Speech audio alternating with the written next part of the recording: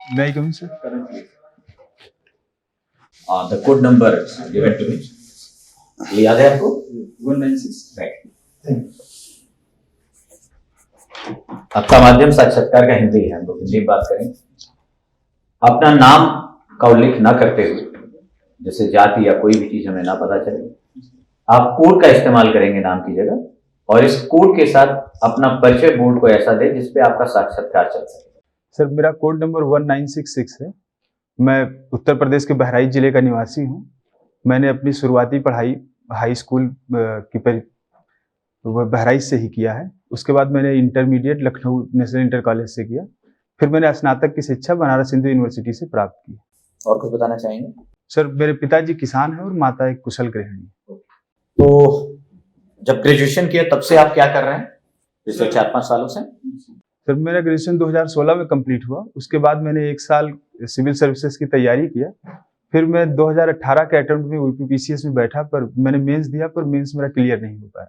उसके बाद मैं 2019 में तैयारी कर रहे हैं, सिविल सर्विस की तैयारी कर रहे हैं। जी बेहतर है। अच्छा, बीएचयू से कहा आपने ग्रेजुएशन की।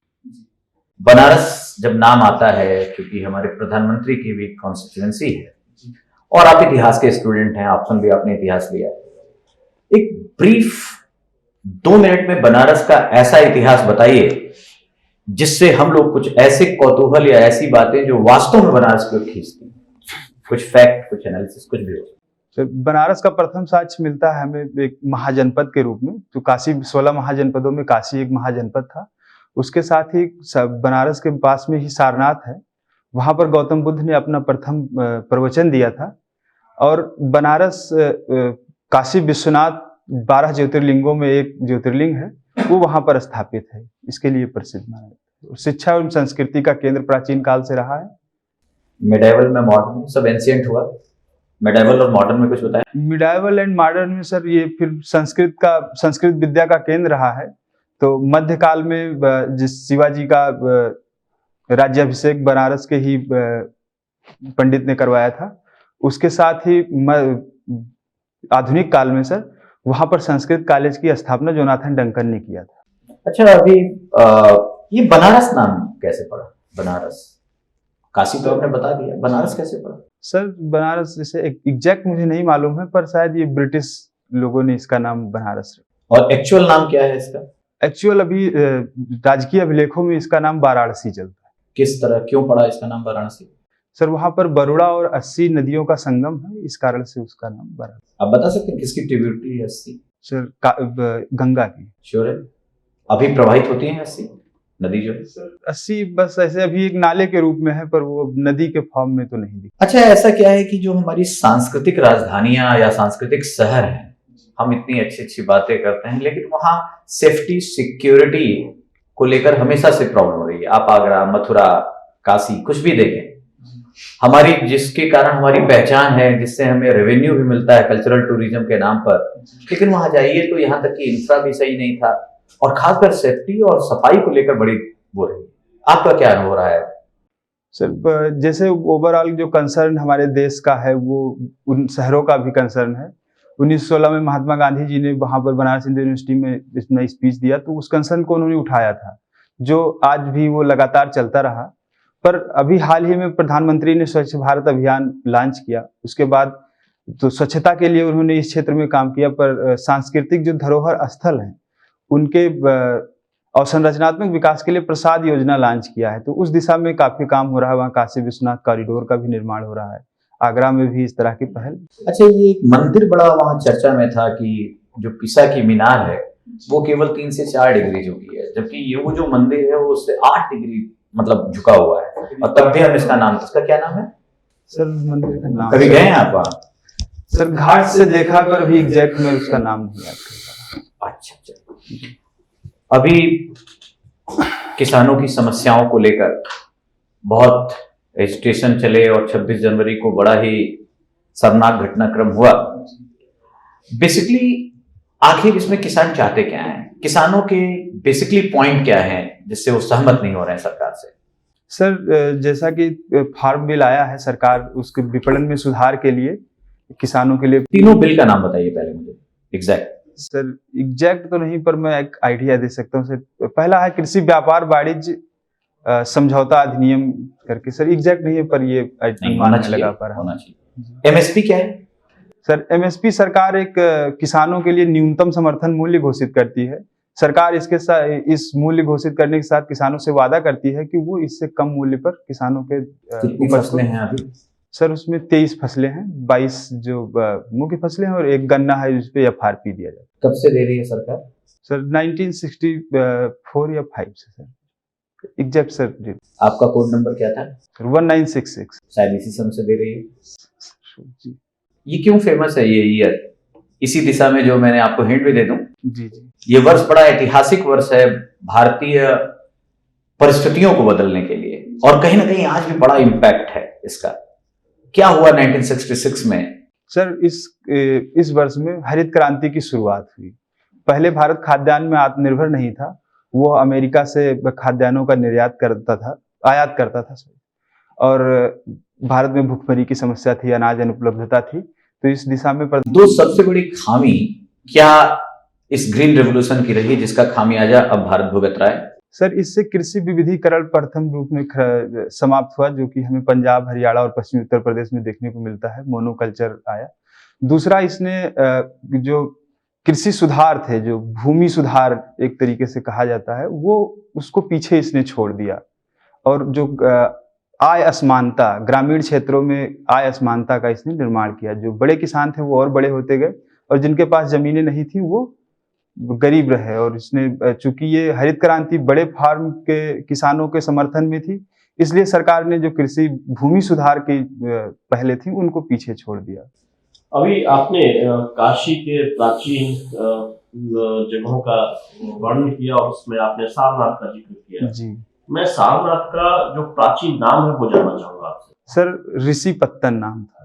ऐसा क्यों था? सर वहाँ पूरा नाम ऋषिपत्तन तो ठीक है, उसके आगे भी कुछ था? सर नाम नहीं, पर वहाँ एक मृगदाव स्थल था, ये मैं बता सकता हूँ सर। जी, वहाँ पर पुराने समय में ऋषि वहाँ पर तपस्या करते थे, तो महात्मा बुद्ध भी वहाँ पर तपस्या करने के लिए कुछ दिनों के लिए गए थे, तो शायद ऐसा हो सकता है सर। चलिए, मान लीजिए आप एक एसडीएम है और आपकी ड्यूटी जो है ये गाजीपुर बॉर्डर नोएडा के आसपास लगी हुई है, और माहौल बहुत ही टेंस है, जैसा अभी किसान आंदोलन चल रहा है। इसी दौरान सरकार की तरफ से निर्देश आता है कि आप इन लोगों को चेतावनी भरा जो वो है एक अनाउंसमेंट है वो आपको करनी है, उनको समझाना है कि अपने जो मूल कर्तव्य हैं उन कर्तव्यों को का निर्वहन करें वो लोग।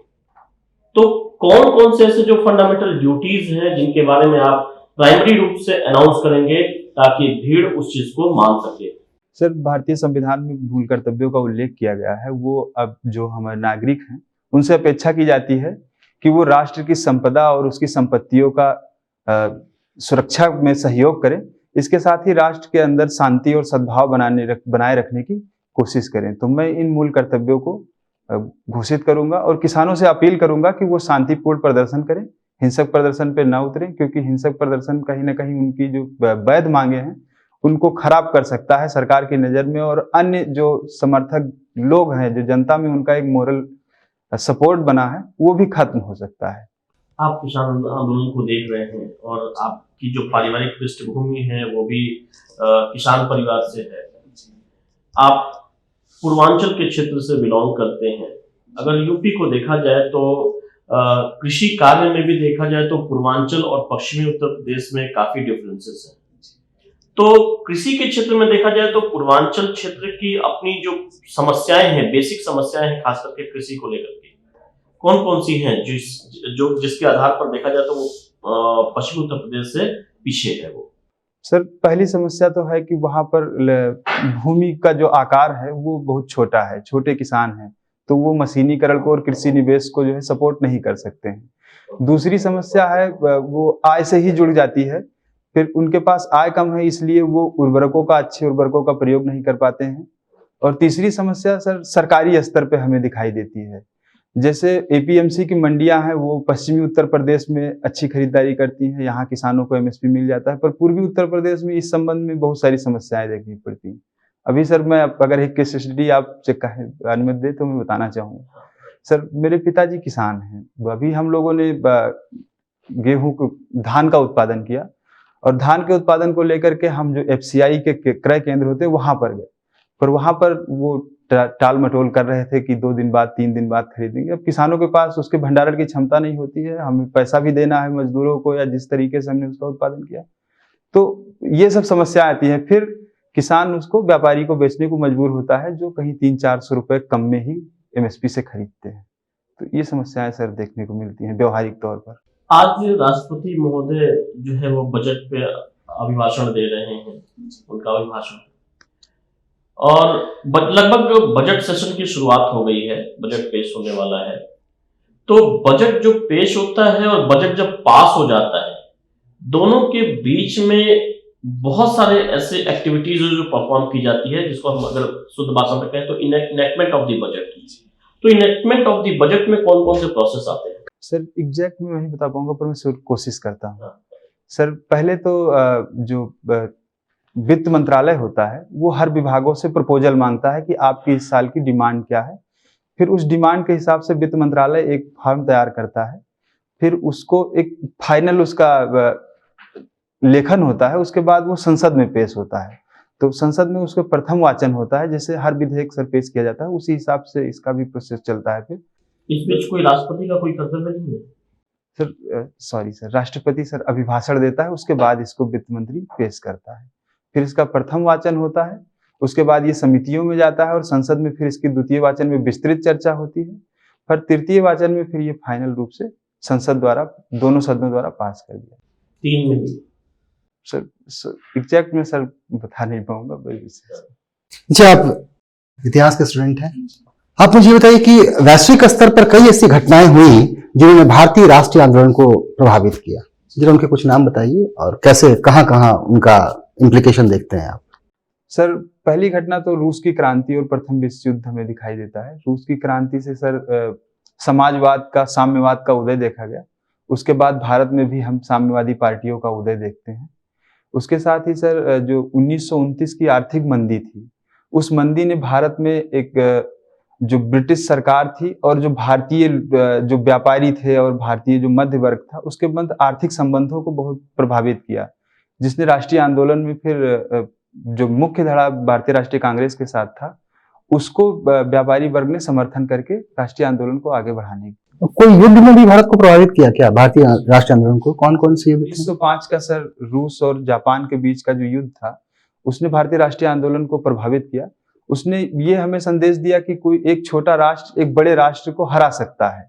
फिर उससे हमारे यहाँ क्रांतिकारी राष्ट्रवाद का उदय माना जाता है। प्रतिनिधित्व तो नहीं तो कर नहीं, ये नारा हम लोगों ने कहाँ से लिया?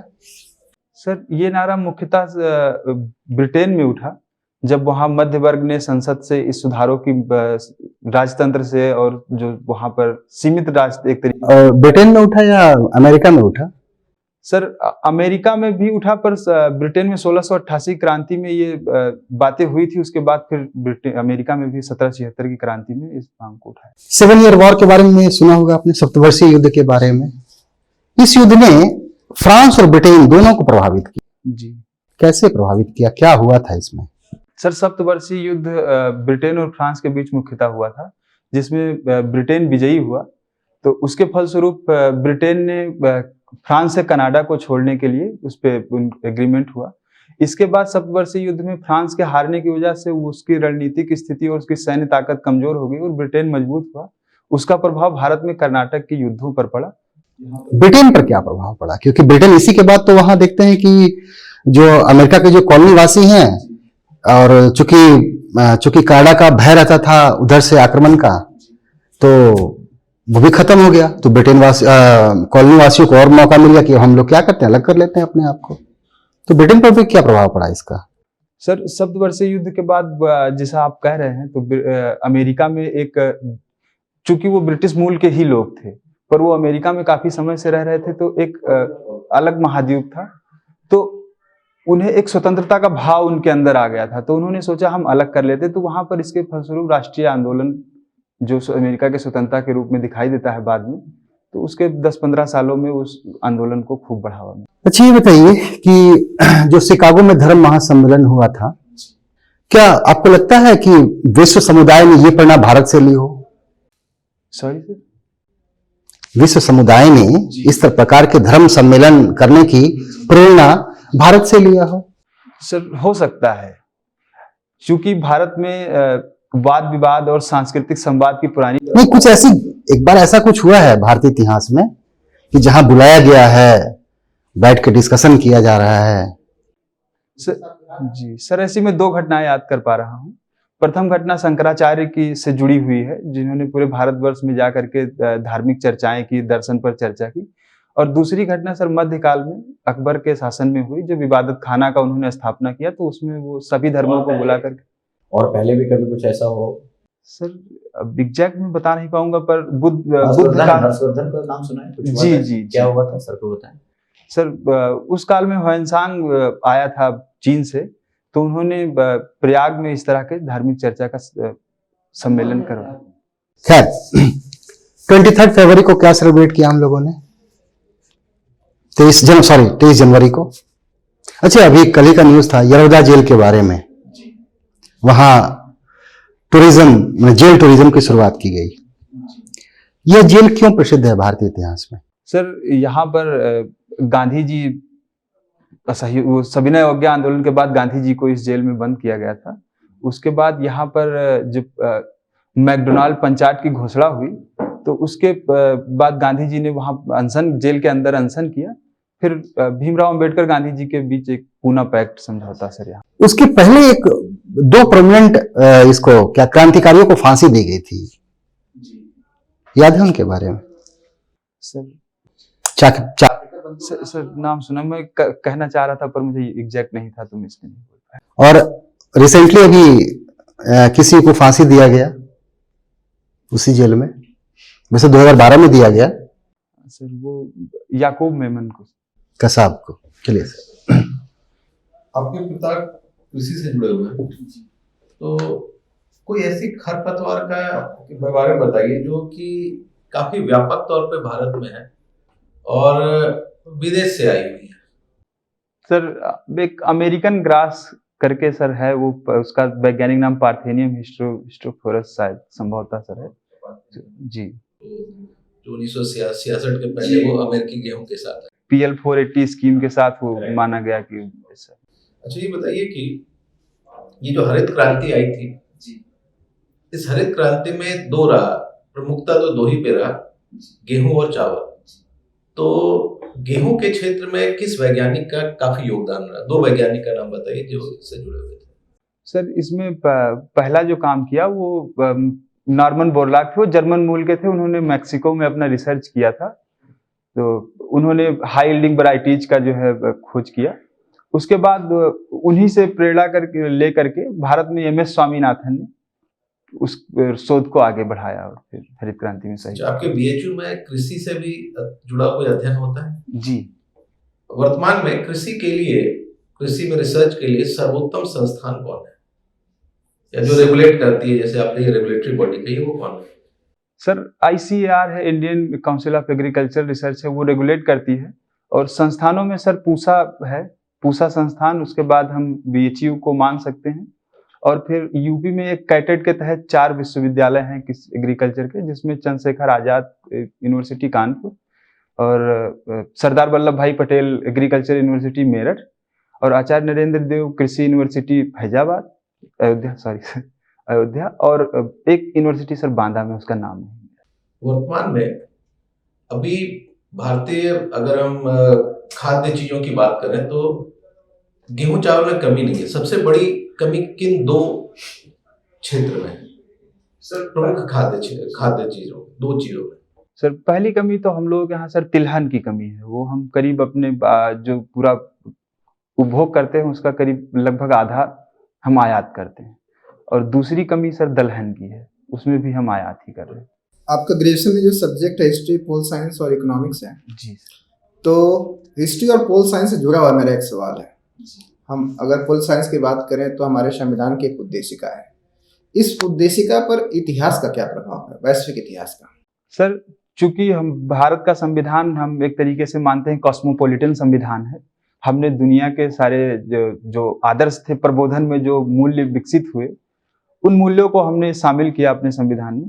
फ्रांस की क्रांति में 3 मुख्य मूल्य उठे, स्वतंत्रता, समानता और बंधुत्व का। उन मूल्यों को हमने अपने संविधान में शामिल किया। उसके बाद अमेरिका की क्रांति में गणतंत्र की स्थापना हुई, फिर हमने गणतांत्रिक जो ढांचा था उसको अपनाया। फिर प्रथम बार देखा गया कि ब्रिटेन में लोकतंत्र की स्थापना हुई, तो फिर हमने लोकतंत्र को जो है अपने संविधान में जगह दिया। इसी के साथ ही सर धर्मनिरपेक्षता पर जो पश्चिमी प्रबोधन का जो विचार था, उसमें धर्मनिरपेक्षता पर मुख्य बल दिया गया था, तो हमने धर्मनिरपेक्षता को भी धर्मनिरपेक्षता या पंथ निरपेक्षता? सर चूंकि लिटरली तो पंथ निरपेक्षता संविधान में है, पर अब वो एक भाव जी जो आज 29 जनवरी है। 29 जनवरी 1780 क्या हुआ था? सॉरी सर, हम बताते हैं। 29 जनवरी 1780 में पहली बार जो है हमारा समाचार पत्र का प्रकाशन हुआ था, जेम्स ऑगस्टस सिक्की। ठीक है, हमारा एक सवाल है, 1550 में प्रिंटिंग प्रेस इंडिया में आया था, तो लगभग 230 साल क्यों लग गए समाचार पत्रों के प्रकाशन में? सर चूंकि प्रिंटिंग प्रेस का खोज ब्रिटेन में हुआ, फिर ब्रिटेन ने भारत में उसको इंट्रोड्यूस किया। चूंकि शुरुआत में उसका मुख्य लक्ष्य था धार्मिक प्रचार प्रसार के लिए जो किताबें छपती थी उनको वो वितरित करते थे जनता के मध्य और उस धार्मिक शिक्षाएं देते थे। और बाद में सर चूंकि जो अखबार की शुरुआत हुई वो यूरोप में ही देर से हुई, तो उसी परिप्रेक्ष्य में हम लोगों के यहाँ भी थोड़ा टाइम लगा। तो हमारे यहाँ अखबार को क्यों निकाला गया? कि भारत में तो कुछ परिस्थितियां रहेंगी तभी अखबार की आवश्यकता महसूस हुई होगी, और एक अंग्रेज ही एक तरह से हम कहें तो उसने निकाला, तो अपने सरकार के खिलाफ ही क्यों था जेम्स ऑगस्टस सिक्की? सर उसमें उन्होंने 2 उद्देश्य से जी सर, प्रथम उद्देश्य था कि जो भारतीय परिस्थितियां हैं उनके बारे में जो ब्रिटिश सरकार है उसको एक समाचार पत्र के माध्यम से बताया जाए, और दूसरा था कि जो भारतीय जनता है उसके मध्य सरकार के कार्यों और जो नियम है उनके लिए जागरूकता पैदा किया जाए, तो इसलिए उसने जी। इकोनॉमिक्स और इकोनॉमी में क्या डिफरेंस है? अर्थशास्त्र और अर्थव्यवस्था में क्या अंतर है? सर अर्थशास्त्र एक विषय का अध्ययन है जो कि उसमें हम पूरे संसार के जो अर्थशास्त्र की जो धारणाएं हैं, जो मान्यताएं हैं, उन सबको शामिल करते हैं। और अर्थव्यवस्था हम किसी एक निश्चित भौगोलिक क्षेत्र या किसी एक इकाई को लेकर के उसके सारे आर्थिक इंडिकेटर्स को मापते हैं। अभी नेपाल में वहाँ के जो आंतरिक घटनाक्रम है थोड़े से उथल पुथल वाले हैं। उस दौरान अभी वहाँ के जो पूर्व प्रधानमंत्री थे पुष्प कमल दहल प्रचंड, उन्होंने कहा कि नेपाल में जो स्थितियाँ क्रिएट हो रही हैं और जिस तरह से चाइना का हस्तक्षेप बढ़ रहा है उसमें भारत को शांत नहीं रहना चाहिए, भारत को भी कुछ अपनी भूमिका, सक्रिय भूमिका निभानी चाहिए। लेकिन अभी भी भारत नेपाल को लेकर के बहुत सक्रिय नहीं है, उसकी वह साइलेंट है। तो भारत की यह नीति क्या लगता है आपको, सही है या कुछ भारत को सक्रिय होकर के नेपाल के मामले में हस्तक्षेप करना चाहिए?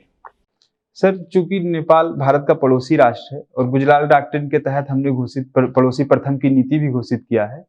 चूंकि इस समय नेपाल में देखा गया कुछ हाल के दिनों में कि जो वामपंथी रुझान था उसका उभार देखा गया, और उस वामपंथी रुझान के कारण वो चाइना की तरफ उनका झुकाव हुआ। चूंकि उसमें एक मुद्दा भारत का शामिल हो गया कि हमने जो सीमा जो लॉक कर दिया कुछ दिनों के लिए, तो इससे नेपाल में एक एंटी इंडिया सेंटिमेंट आ गया। भारत एक बड़ा राष्ट्र है और पड़ोसी है, और हमारी संस्कृति सभ्यता नेपाल के साथ मिलती है, रोटी बेटी का रिश्ता है, इसलिए भारत को मुझे जहां तक लगता है बढ़ चढ़कर भूमिका नेपाल के संबंध में निभानी चाहिए।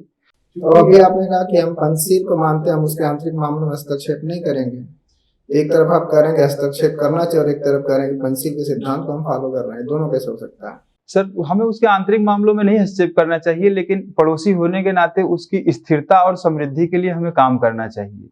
चूंकि नेपाल भारत और चीन बड़े राष्ट्र हैं, उसके मध्य नेपाल एक बफर राष्ट्र का काम कर रहा है, इसलिए उस बफर राष्ट्र की संकल्पना को हमें जीवित रखने के लिए नेपाल का सहयोग उसकी समृद्धि के हित करना चाहिए। अमेरिका के राष्ट्रपति का भी परिवर्तन हुआ है, आप जानते हैं। तो अमेरिका के जो नए राष्ट्रपति जो बाइडेन आए हैं, उससे इंडिया, चाइना और अमेरिकी जो रिलेशन है इसमें क्या परिवर्तन आएगा? सर चूंकि जो पुराने राष्ट्रपति डोनाल्ड ट्रंप थे, तो वो माना जाता था कि हार्ड लाइनर हैं, उन्होंने चीन के संबंध में व्यापार युद्ध और जो संरक्षणवाद का मुद्दा था उसको उठाया। अब जो नया जो रिजीम वहां पर आया है वो ऐसा प्रतीत होता है कि वो इस धारणा के खिलाफ रहेगा। तो जो चीन के साथ जो अमेरिका की कटुता थी उसके कारण भारत के साथ उसके रणनीतिक संबंध ज्यादा मजबूत हो रहे थे। तो इस लिहाज से अब लग रहा है कि एक जो संतुलनवादी जो राजनीति होती है वो उसका शुरुआत होगा, जहां पर चीन और भारत को दोनों को एक साथ साधने की। तो लास्ट क्वेश्चन हमारी तरफ से, अब रिपब्लिक डे को देखें बहुत सारा बवाल हुआ और कई जगह पुलिस वालों को चोट भी आई है, वो घिर गए थे, कुछ लोग तो भागकर अपनी जान बचाए, देखा हुआ आपने फुटेज में। सपोज दैट आप डिप्टी कलेक्टर हैं और यूपी बॉर्डर पर हैं और खुद आप घिर जाते हैं और आपके पास कोई फोर्स नहीं है, सारे पुलिस वाले और सीनियर जूनियर अधिकारी सब भाग खड़े हुए हैं, ऐसी स्थिति में आपकी क्या प्रतिक्रिया होगी? सर, चूंकि मैं वहां पर एक कानून व्यवस्था निर्माण के लिए और लोगों को जो है समझाने के लिए वहां पर मैं गया होऊंगा और उपद्रव की स्थिति आ गई है, तो इसलिए मैं उनको पहले तो नैतिक दबाव उनके ऊपर डालने की कोशिश करूंगा। चूंकि मैं खुद एक किसान परिवार से हूं और वो भी किसान है, तो इसलिए मैं अपने मुद्दों को उनके साथ एड्रेस करने की कोशिश करूंगा कि हम आपके समर्थन के लिए आए हैं, आपके विरोध के लिए नहीं आए हैं। अब जी, चूंकि सर अब मैं वहां प्रशासनिक काम के लिए गया हूं, उनका समर्थन कहने का मतलब मेरा ये था कि उनका शांतिपूर्ण प्रदर्शन हो सके, कानून व्यवस्था की स्थापना वहां स्थापित रहे, इसमें मेरा भी हित है, प्रशासन का भी हित है और किसानों का भी हित। सपोज दैट, यहीं से एक और मेरा सवाल है कि सरकार का दबाव है कि किसी भी तरह से यहाँ से किसानों के आंदोलन को समाप्त किया जाए, यहाँ से इनको हटाया जाए, पूरी तरह से दबाव है कि आप जल्दी से, नहीं तो फिर हम आपको हटा देंगे अगर ये आंदोलन नहीं हटा तो यहाँ से। और दूसरी तरफ सुप्रीम कोर्ट ने ऑलरेडी कह दिया किसानों के आंदोलन के मामले में कि प्रदर्शन करना उनका मूलभूत अधिकार है। अगर ये सिचुएशन आती है, सरकार दबाव डाले कि हटाना है और सुप्रीम कोर्ट के डायरेक्शन है कि आप उनको हटा नहीं सकते, उनको प्रदर्शन करना मूलभूत अधिकार है, ऐसी सिचुएशन में आपकी क्या प्रतिक्रिया होगी? सर, चूंकि हम लोग एक लोकतांत्रिक सेटअप में रह रहे हैं और लोकतंत्र में हमने मूल अधिकारों की घोषणा की हुई है, वहां पर उनका प्रदर्शन करने का मूल अधिकार है। और दूसरी तरफ जो आम नागरिक हैं उनके यातायात के और जो अबाध संचरण का मूल अधिकार हमने आर्टिकल 19 के तहत, इसलिए हम किसी अन्य के मूल अधिकार को प्रिजर्व करने के लिए दूसरे के मूल अधिकारों को हनन नहीं करने देंगे। इसलिए मेरी राय होगी कि मैं वहां पर उनको, जैसा कि सर आप कह रहे हैं कि उनको सरकार का मानना है कि हटाना ही है, तो मैं सर थोड़ा इस राय से मैं डिफर करता हूँ। सरकार चाहती है कि एक समझौता हो जाए जिससे हम दोनों लोग बिन बिन, सरकार चाहती है कि हटा ही दिया जाए, तो मुझे लगता है सर बिन बिन सिचुएशन वाली स्थिति में सरकार चाहती है कि एक समझौता। तो आप सरकार के खिलाफ जाएंगे?